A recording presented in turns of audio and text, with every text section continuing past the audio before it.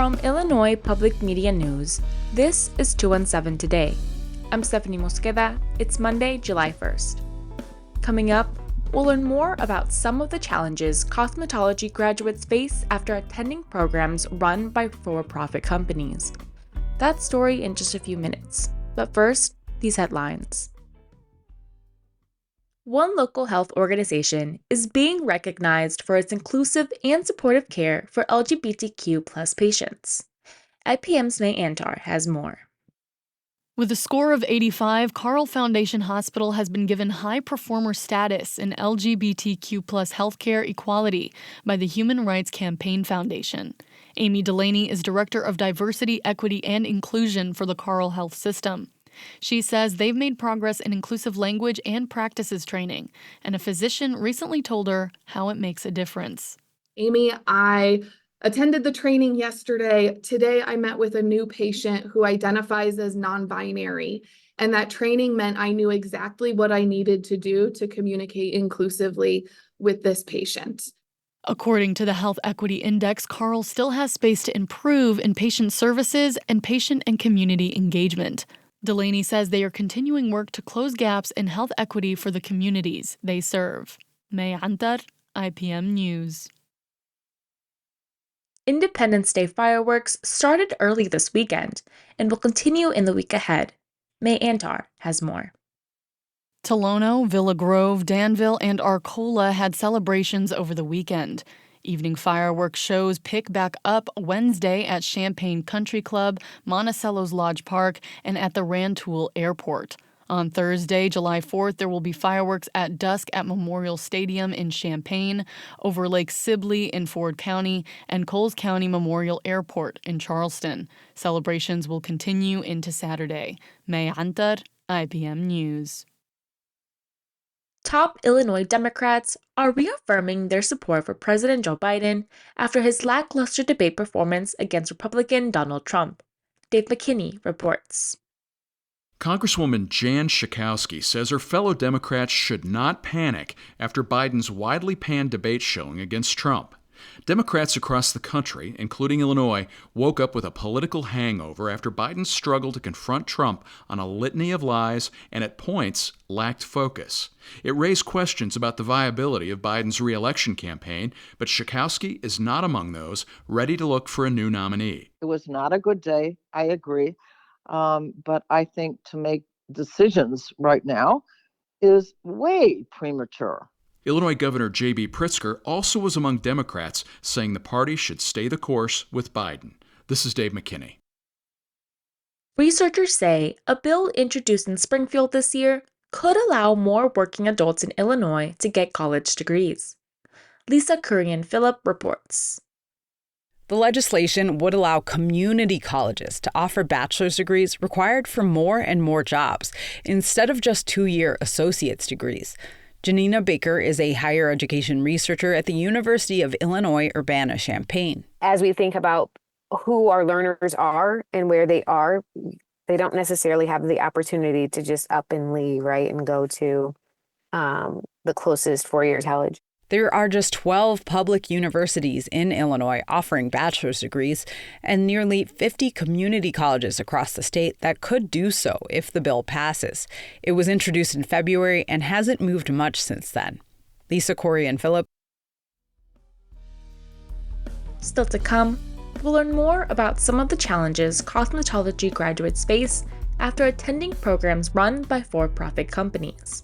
That story is coming up next on 217 Today. Next time on the 21st show, the U.S. Supreme Court is expected to decide whether presidents are immune from prosecution for just about anything they do in office. We'll break down the decision with an Illinois legal scholar.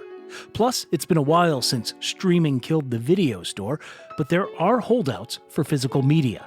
I'm Brian Mackey. We'll talk with them next time on the 21st show. Join us.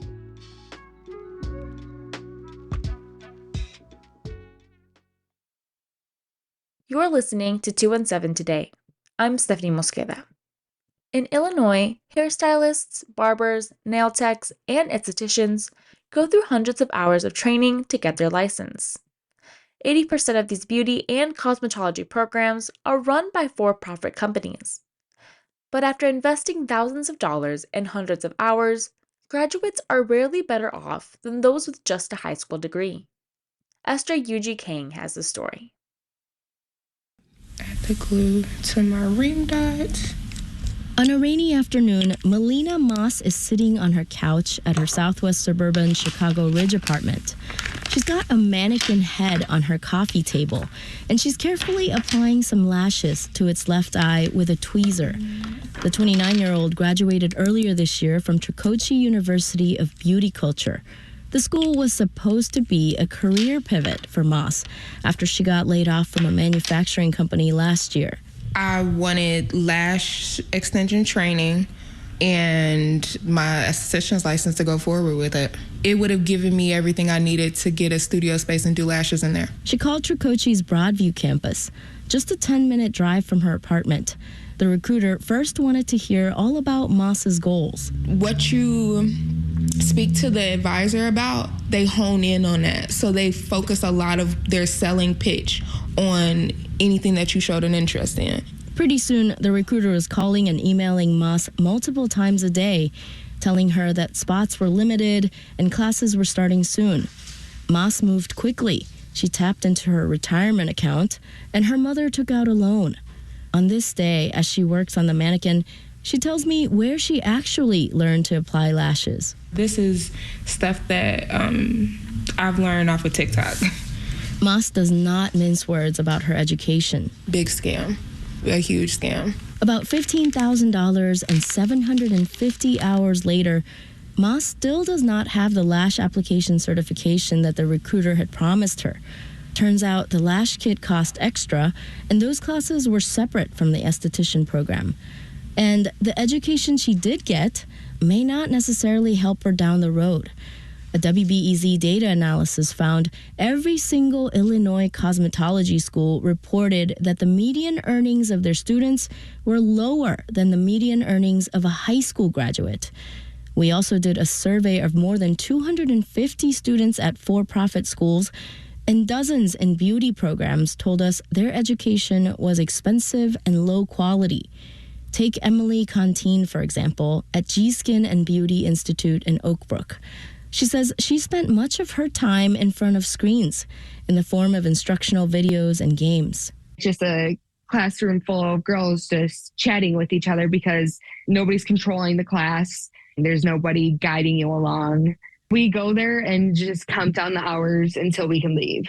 She and her mom owe more than $10,000. I am terrified because I don't know how I'm supposed to pay off all of this money. Contine laments that there's no way around these programs to eventually get a license. G-Skin and Tricoci have not responded to requests for comment. There's not a whole lot of regulation that happens at these for-profit beauty programs.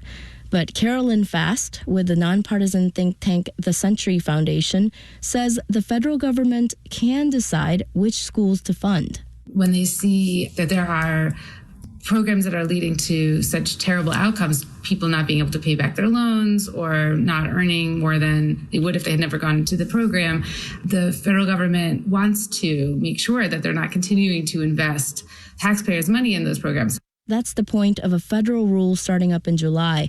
Educational programs have to prove that their students make more money than they owe after graduating, and that at least half of them make more than a high school grad. In Illinois, dozens of programs, including Tricoci and G-Skin, would fail that new rule. Beauty schools vehemently oppose this regulation. They even sued the feds earlier this year. They say the rule does not factor in unreported cash and tip earnings or the part-time schedules of the industry's workers. But researchers say that does not matter as much as the schools say. Even if you kind of assume that there is a percentage that's unreported and you add that on top of it, it doesn't save the programs because the programs are just really not even hitting any kind of minimum earnings requirements. Advocates have recommended making training free or more affordable for students. They also say cheaper community college programs should be expanded. I'll pick up a group of lashes. Even though she's not working in a spa, Melina Moss says she's one of the lucky ones. Dip it a little bit in the glue and apply. She recently found work at a bank and hopes to find time to study for her esthetician license exam to do lashes from her home. But others don't have many options. We're in a class with a lot of Black and brown girls that are single mothers. I can't imagine being fresh out of high school and signing up for $15,000 worth of debt. A lot of people go to trade school and they're able to get into a field. That is not this program. Had Moss known that, she would have just found another job last year when she got laid off. She says her education was a whole lot to invest in something to get nothing out of it. Esther Yoonji Kang, WBEZ News. Amy Chin, Alex Keefe, and Stephen Arroyo contributed to the story. And finally, in your forecast, meteorologist Andrew Pritchard says it'll be partly cloudy with a high of 87 degrees. That's it for today. 217 Today is produced by Stephanie Mosqueda. Reporting today contributed by May Antar, Dave McKinney, Lisa Kurian-Phillip, Esther Yoonji Kang, Alex Keefe, Stephen Arroyo, and Amy Chen. Music by the Kilbourne Alley Blues Band. Reginald Hardwick is our news director. I'm Stephanie Mosqueda. 217 Today is a production of Illinois Public Media. Thanks for listening, stay safe, and we'll talk to you again tomorrow.